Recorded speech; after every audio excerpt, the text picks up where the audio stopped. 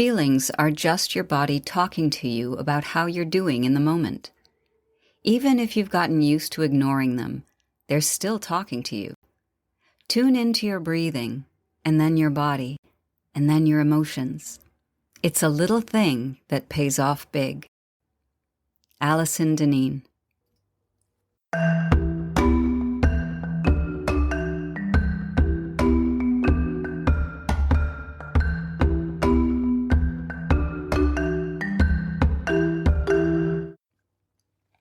Welcome to Self-Talk. I'm Rachel Astarte.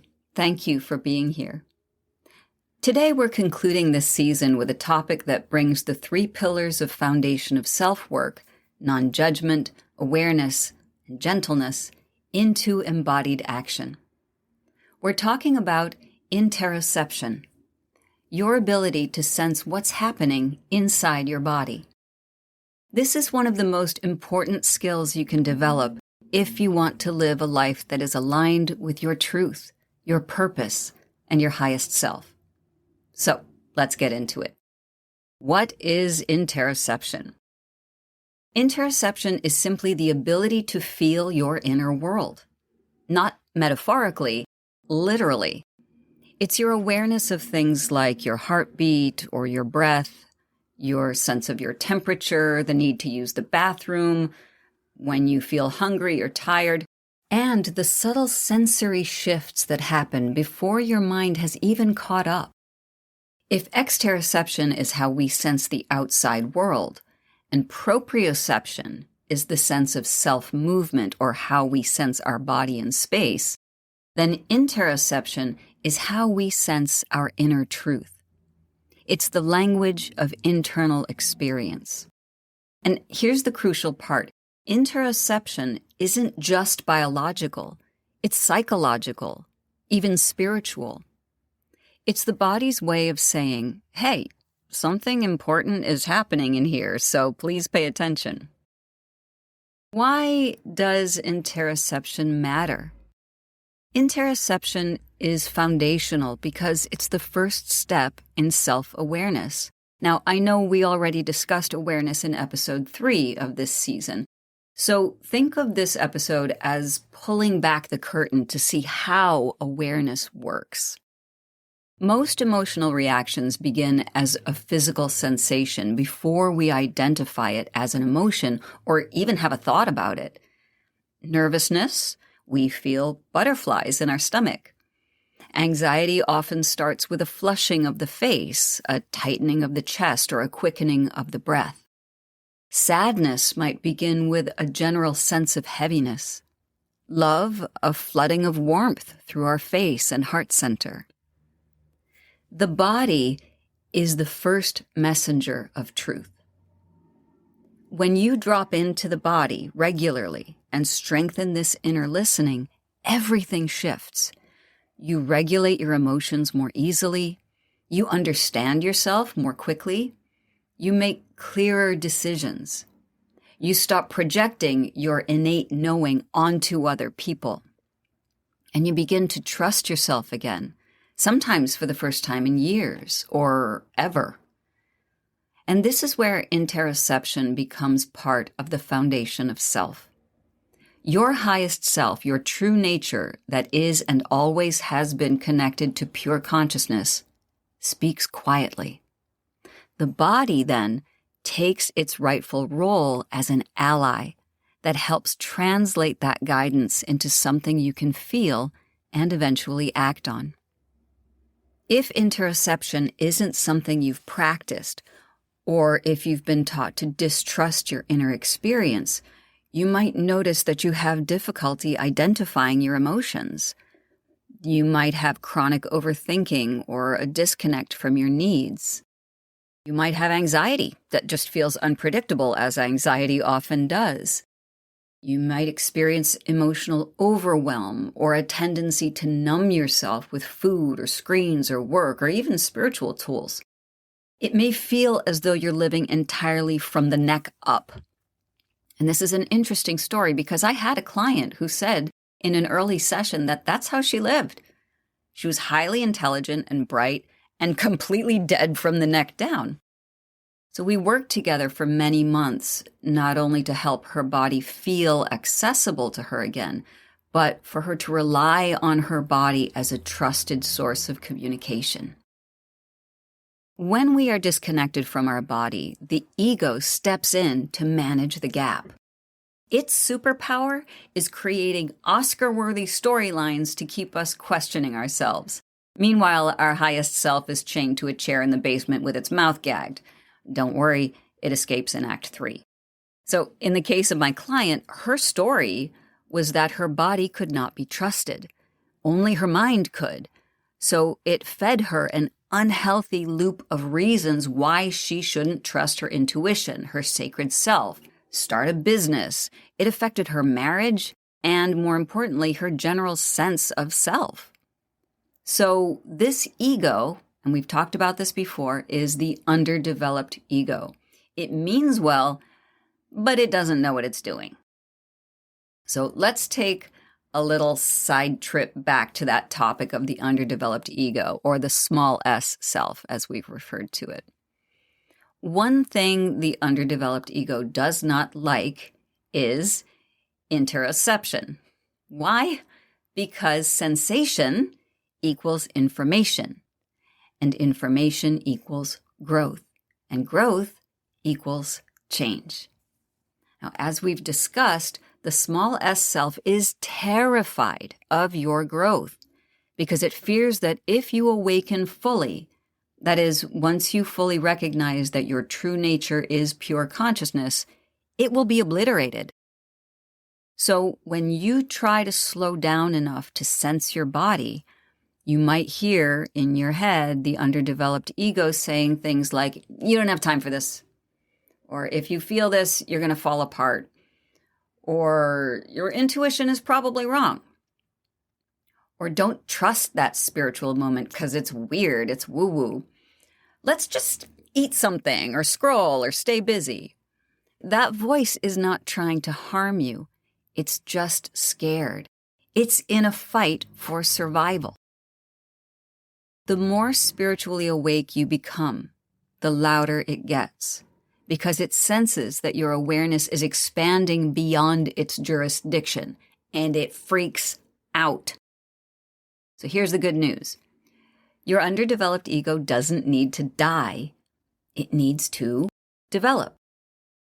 Interoception is one of the most compassionate ways to help that underdeveloped ego evolve. By practicing the flow of trust between body, mind, and spirit.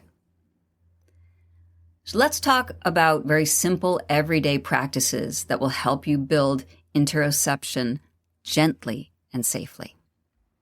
The easiest one is just to check in on a daily basis. Pause for 10 seconds, drop into the body, and ask, silently or out loud, what's happening in my body right now? No judgment, just notice, just witness. Breathe with that sensation.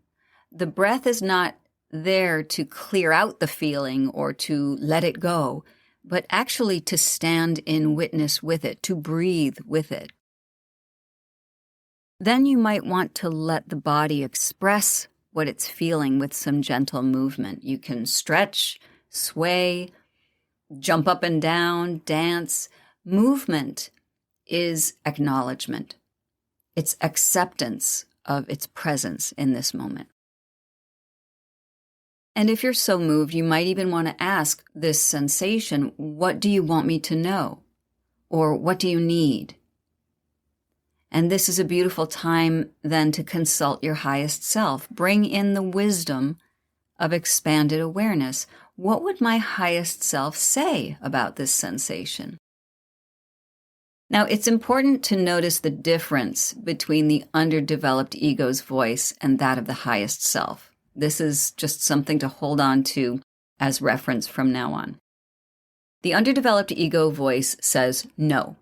It says no to growth, no to change, and no to risk. It keeps you small.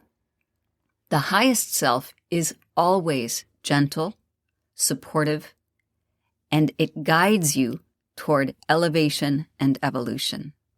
That's how you can tell the difference between what voice is in your head. Is it helping you or is it holding you back? Okay? Is it loving or is it critical in a nasty way? All right? So what are the benefits of a developed interoceptive self? When you make this a practice, this interoception practice, you begin to feel more grounded, less reactive, more connected to your intuition. You're clearer about your needs and boundaries. You're more confident in your decision-making. Most importantly, you feel safer within your own body, and therefore you're aligned with your purpose and you're reconnected with your highest self.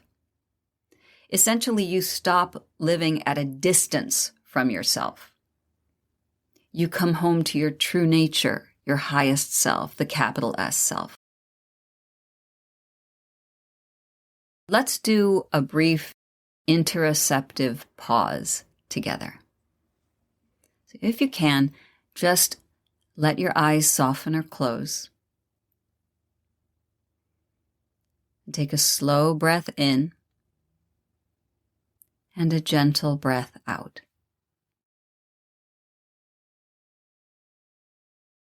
Now quietly turn your attention inward. Notice just one sensation, just one. It might be your breath. It might be the weight of your body where you're sitting, or even a spot of tension or ease somewhere in your body. Notice it, witness it.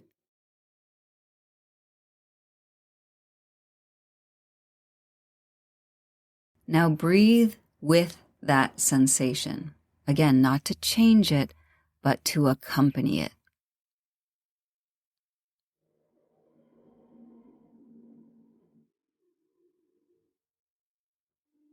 And now you can move if that feels right. Stretch or sway a little bit.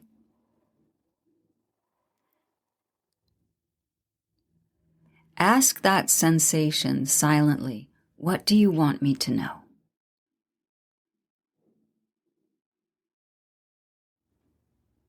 And now bring in your highest self. Let that wise, expansive presence offer you one insight about this sensation, just a whisper of guidance.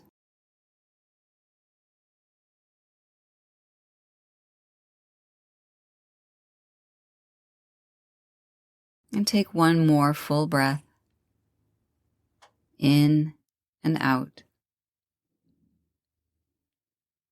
And when you're ready, gently return.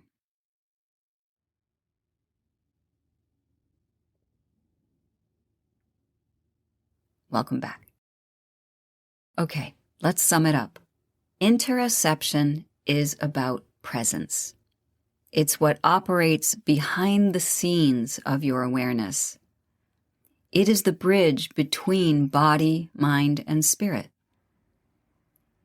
It's about learning the language of your inner world so you can stop navigating life by the mind alone and start navigating by the truth of your whole being. Your body isn't separate from you. It's not this thing you lug around that gets hurt or sick or feels pleasure from time to time. It's much mightier than that. Your body is an ally. It is your cherished messenger of wisdom and guidance. May you use it well.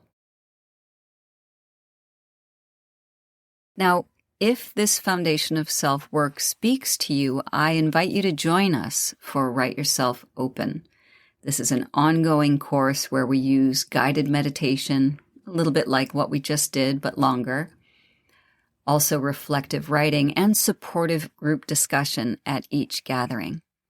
I created Write Yourself Open 13 years ago as a touch point for keeping the practice of your inner work alive in a safe container of care and love.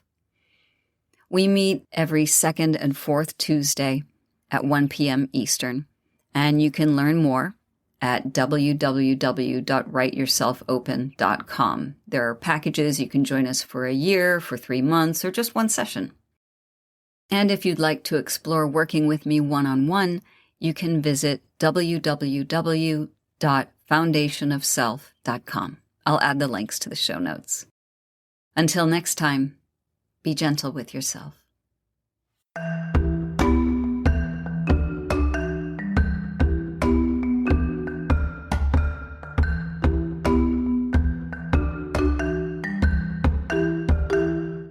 Hi, this is Rachel Astarte from the Self-Talk Podcast. I'd love for you to send me your emails with questions or stories about yourself. What are you looking for? What are your questions? What are you grappling with in your own personal life that has to do with your identity, with yourself, with your very existence? These are the things that we're going to talk about during the podcast. And go ahead, it's all right, get deep.